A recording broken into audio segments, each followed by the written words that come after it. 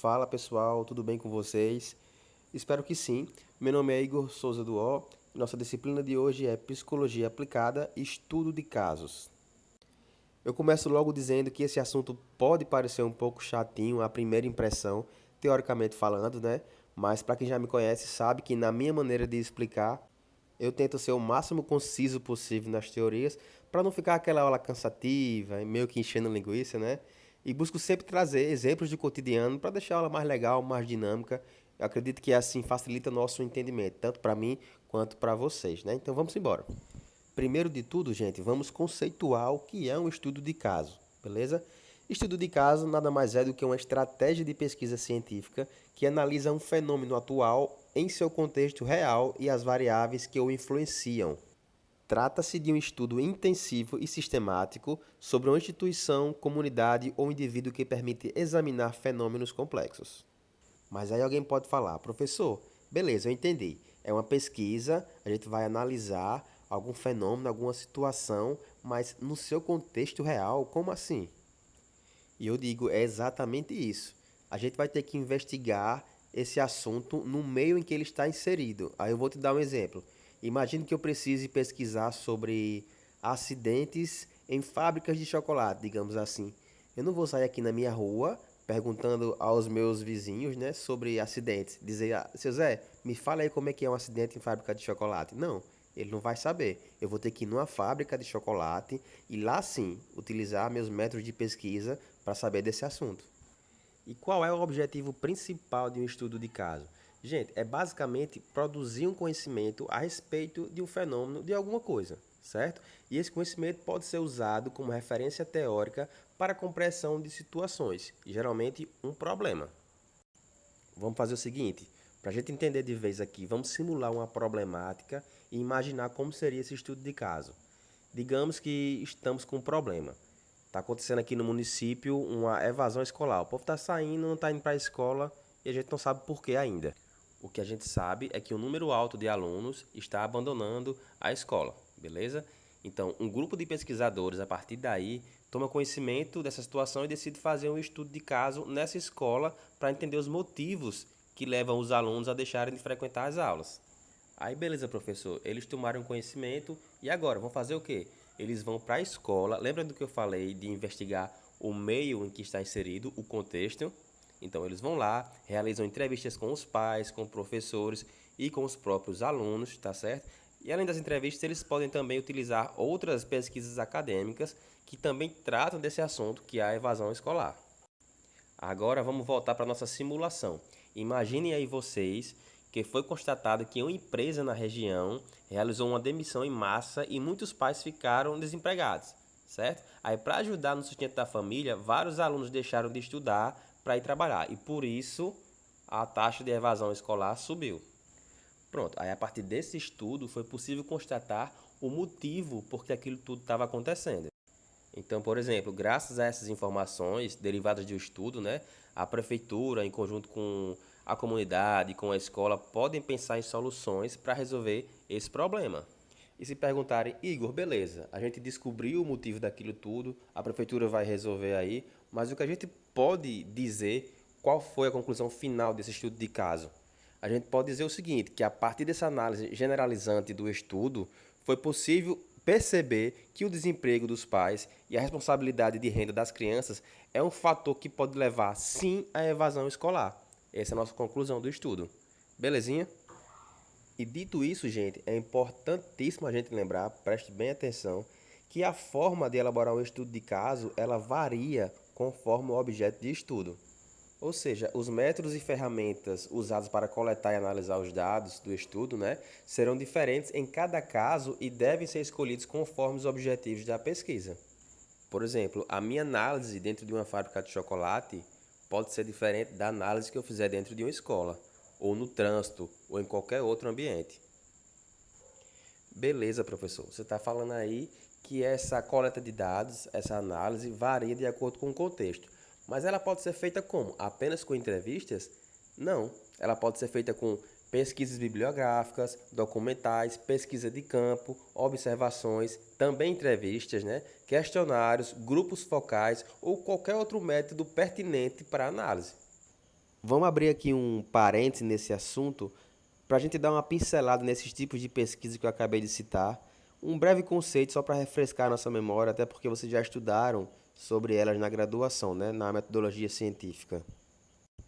Começando aqui por pesquisa bibliográfica, né, um conceito breve.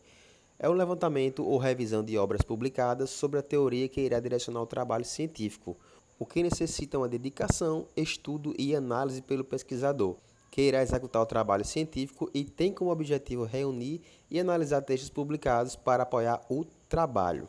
Ou seja, galera, é um tipo de pesquisa onde você reúne todos os dados que você coletou dos seus referenciais teóricos, os dados que você retirou dos livros, dos artigos, de jornais, de revistas e por aí vai. Tá show?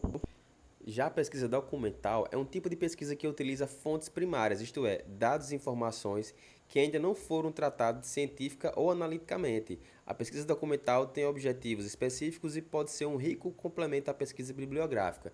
Gente, é um tipo de pesquisa bem parecida com a bibliográfica, certo? Mas ao invés de você usar como fonte de dados os artigos, livros e revistas, você vai usar o quê? Como o nome já diz, os documentos, beleza?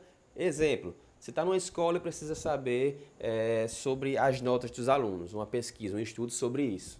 Você vai pegar o histórico escolar. Então, isso é um documento que você vai utilizar nessa pesquisa.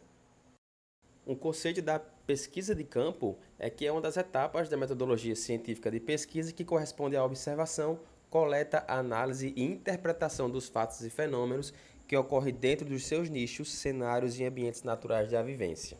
É bem paralela ao nosso estudo de caso, né? E como o nome já fala, você tem que ir a campo realizar essas pesquisas, tá certo? Exemplo, aquilo que eu falei da evasão escolar. Você não vai ligar para lá e perguntar, professora, os alunos estão indo ou não estão indo? Né? Você vai ter que ir lá e constatar isso daí, ir a campo. Na pesquisa por observação, ela permite observar o comportamento de pessoas em um ambiente natural ou controlado, registrando de forma sistemática comportamentos, fatos e ações. Exemplo, vocês, enquanto psicopedagogos, vão utilizar muito nas anamneses. Eu também, enquanto psicólogo, mas isso aí vamos falar mais pra frente, tá certo? Agora sobre a entrevista, né? Ela é um método de coleta de dados que permite ao pesquisador um relacionamento direto com o grupo estudado. Ela, né, a entrevista, como qualquer base de dados, se torna mais eficiente quando o universo de respostas obtidas se torna maior. Um exemplo aqui na vertente da psicopedagogia. Quando você recebe uma queixa de um aluno com problema, você vai ter que fazer uma entrevista com o aluno, com os pais, com o pedagogo, beleza? Agora o questionário, gente. Ele pode ser definido como a técnica de investigação composta por um número mais ou menos elevado de questões apresentadas por escrito às pessoas, tendo por objetivo o conhecimento de opiniões, crenças, sentimentos, interesses, expectativas, situações vivenciadas e etc. A premissa se interliga com as entrevistas, mas ele é feito por escrito, por meio de questões, por isso o nome se chama questionário. E por fim, das que eu citei, mas não menos importante, o grupo focal. É um método de pesquisa qualitativa que reúne participantes em uma entrevista, na qual expõe opiniões sobre os produtos e serviços. Exemplo, imagine que vocês querem pesquisar, fazer um estudo sobre a qualidade de um material escolar. Você vai lá, se reúne com os professores, como o nome já diz, né? Grupo focal. Essa pesquisa é feita em grupo, geralmente de 5 a 12 pessoas, e focado num assunto. Nesse caso aí é a qualidade do material escolar, tá certo? Nesse grupo vocês fazem a realização de discussões para chegarem a uma conclusão. É essencial que os participantes do grupo estejam focados no assunto, que eles tenham essa vivência.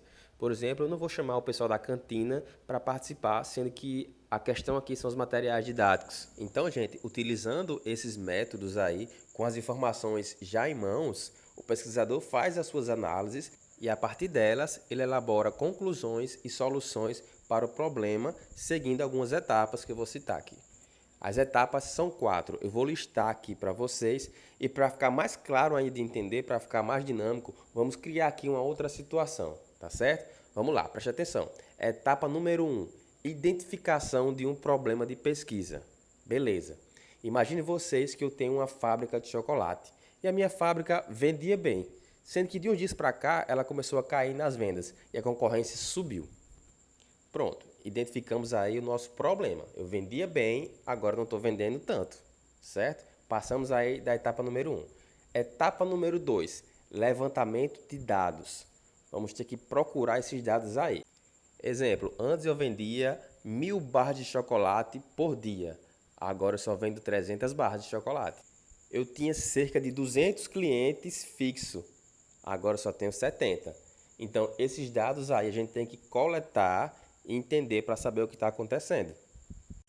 Passamos a etapa número 2, vamos para a etapa número 3, que é a análise do contexto. Aí vamos analisar as variáveis.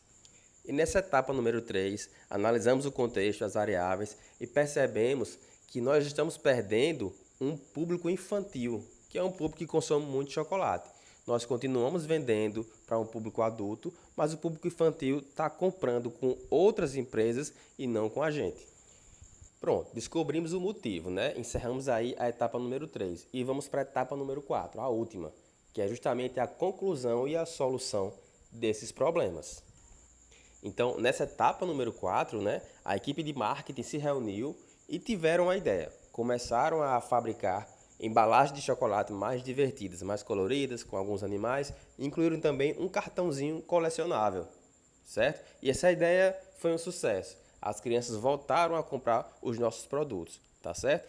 Conclusão, a gente percebeu que embalagens mais atrativas, mais interativas para a criança facilitam as nossas vendas. Final do estudo de caso. Então, gente, agora que a gente está familiarizado mais com essa questão do estudo de caso, vamos trazer ele para a psicologia, trazer ele também para a psicopedagogia.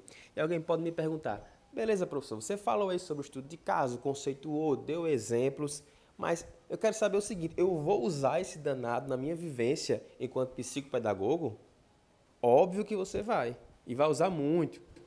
Tanto o psicopedagogo quanto o psicólogo, por sua natureza, pela forma que eles trabalham, eles estão sempre em processo de investigação, que é isso que o estudo de caso faz.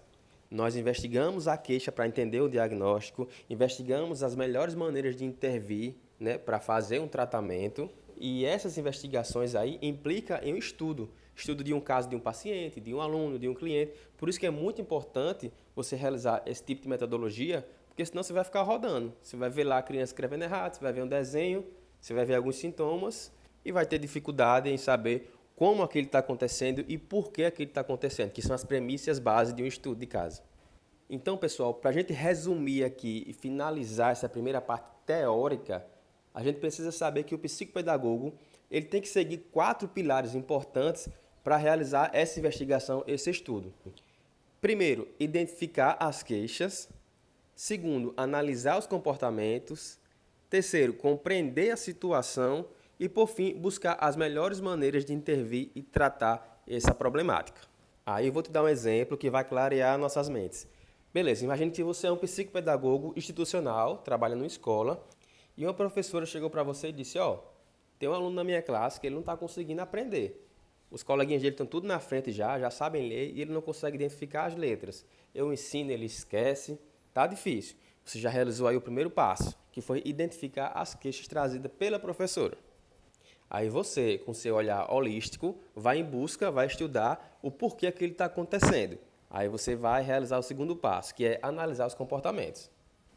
Então você percebe que a criança não está conseguindo aprender porque ela não para quieta na sala de aula. Fica para lá e para cá, senta, levanta, mexe com um, mexe com outro, fala muito, fala coisas sem sentido, é muito desatenta, a professora fala um negócio, ela esquece, perde o foco facilmente. Aí você parte para o terceiro ponto, que é compreender essa situação.